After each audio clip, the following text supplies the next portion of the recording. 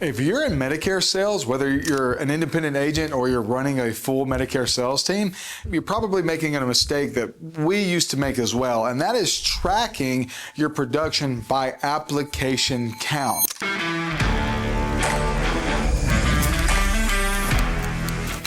Now, I say the word mistake to kind of maybe get you like bought in here to what I'm going to say, but that is something that we were doing, and that was as recent as last year, that we were tracking our production by application count, and we have moved away from that, and we're now tracking new revenue. And I want to talk about for the next few moments why that has been beneficial, why we are tracking new revenue rather than tracking application count. Now, let me start by saying this. We are running a multi-million-dollar sales team. We generate a lot of revenue every year with our internal sales team, our LOA team. Do a lot of business that way, and we tracked a lot of different ways. In the past, we were using app count, just like everybody else in the industry, tracking by apps written. And we had an idea of what that could equal. We could have an idea of like what that brought in. But as you generate more and more and more, you start to lean more on that residual income, and you start to maybe make an afterthought of the new business that's being brought in. And that's why we're going to talk about tracking with new revenue. New revenue, meaning that we take an overall count of how much revenue an agent brings in off of new business. This is new business only. In other words, what I mean by this is we do not track, we don't count revenue off of business that was already with us and has been rewritten by an agent. For example, if we had a Medicare Supplement Plan G on the books and an agent in our office on our sales team rewrote that Plan G, that would not count as revenue for that agent for this year. It would only count as revenue the year that was first written. And if it was by that agent, they got revenue on the first go round, but now on the rewrite, they would not get counted for that revenue. And we actually track the KPIs and have set our goals up based off of this new revenue model. And there's a couple of different ways that we're tracking the new revenue and different ways that we're counting for new revenue, what counts as this, what counts as that, but we're mostly using annual premium outside of Medicare Advantage products. We're using annual premium at our comp levels to figure that out. And it helps us dial in a lot better. So let's talk about why we do this over app count now. Why do we do this over app count right now? Number one reason here, or the first thing that we're going to talk about, when you're tracking app count, when app count is the metric that you're following, the KPI you're using, agents will churn. Agents will churn. What I mean by that is, I'm using a dramatic way to say this, but ultimately an agent will rewrite their business. They're more inclined to rewrite their business. We've had agents in here that have won Top Agent of the Year before, and they did it because they were rewriting their book of business every single year. And that was fine. Like, we want to keep that business. We don't want to discourage agents from rewriting their business and taking care of their business to keep it on the books. But we also don't want to encourage agents to just go and rewrite their whole book of business just to get an app, and a lot of agencies are doing that. A lot of independent agents are doing that. You're rewriting your book, and that's great. You're taking care of that customer, you're keeping the retention, and you're not necessarily on a hamster wheel because you're not having to sell as much as you did last year, but you kind of are on a hamster wheel. Your income will not grow as much if you're not tracking new business. You have to track new business. I would actually say, at the very least, you should track new applications compared to all applications if you're not going to go the full new revenue, right? So we don't want to encourage our agents to churn business. We don't want to encourage them to go through and rewrite their current book. We want to encourage them to go and get new business. And this has really helped us dial some things in, right?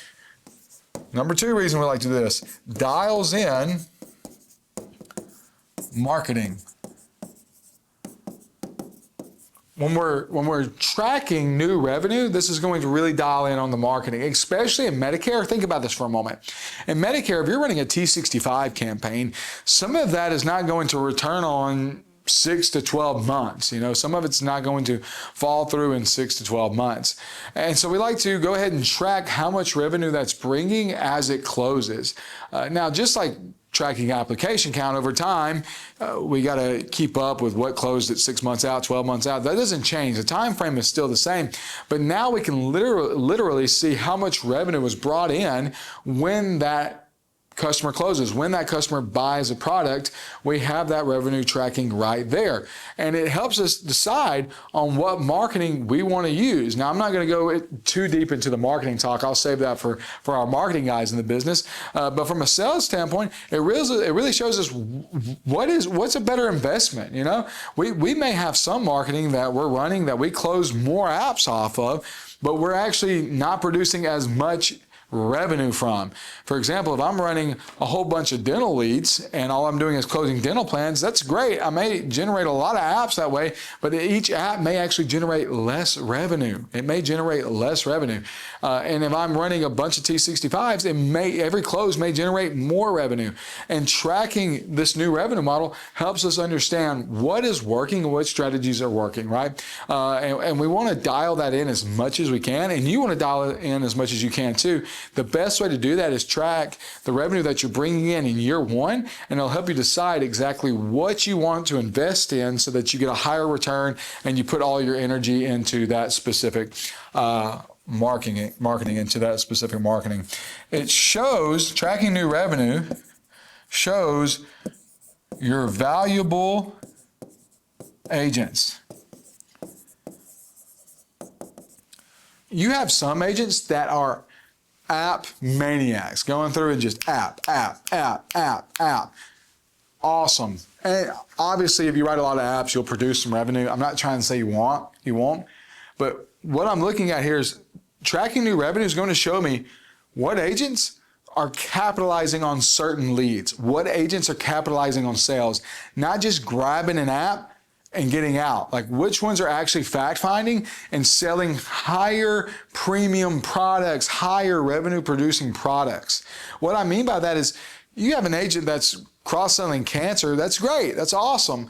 And they may be doing a $10,000 cancer every time. No sweat, that's great. But then you have an agent over here that's cross-selling, you know, maybe a 20,000 cancer every time. If you're just tracking the app, it doesn't equal the same there. Like, you know, you get the same result by tracking apps, but at the end of the day, one paid you more than the other. One paid you more than the other. And so this is going to show you how valuable each agent really is, how much they have practiced their pitch, how much they've put into learning the products, and how much they actually go in and or how much premium they're pitching compared to another agent. And I know I'm talking more of like a team level right here, but even for you, if you're talking to a lot of people and you're closing a lot of apps at like a $10,000 cancer, that's great. But maybe you're looking at the revenue that it brings in and you're seeing that every day. Maybe to you, it's like, well, how valuable am I actually being to my customer?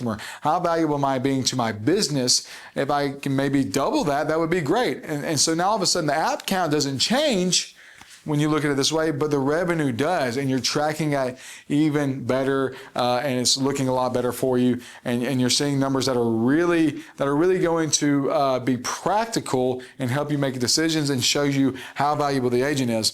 And then finally here, shows you valuable customers.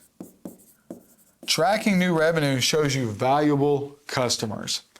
Customers are not the same. They are. I'm not trying to say all people aren't like equal or anything, but at the end of the day, maybe I'm going through and I'm just doing a lot of like dental leads, and you know, those customers are bringing me a little revenue. That's great. That's awesome. Or maybe I'm writing a bunch of just Medicare Advantage swaps. I'm doing a bunch of Medicare Advantage swapping. That's fine too. I'm not trying to downplay that, but you'll soon really see when you're tracking new revenue, you know, a renewal MAPD is not the same as a true-up MAPD. And when you really track new revenue and really get a hold on what's going in there and dial in those numbers and pay attention to that, you'll see that you actually are producing more business off less business by writing one campaign over another or writing one type of customer over another. Not that we want to ignore a customer type, I'm not saying that, but it helps you understand. It really takes us back to number 2 here. It helps us understand, what do I need to invest into, right? And that's really what we're trying to do.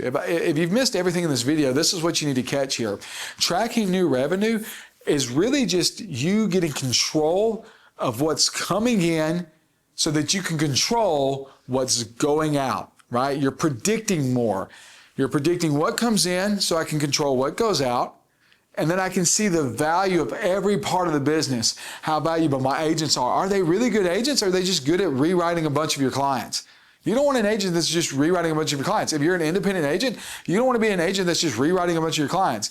Maybe that is what you want. That's fine. If that's what you want, that's cool. But if you want to grow, you have to write new business. And you need to understand how valuable all this business is, especially when we're talking about a market that's going non-commissionable.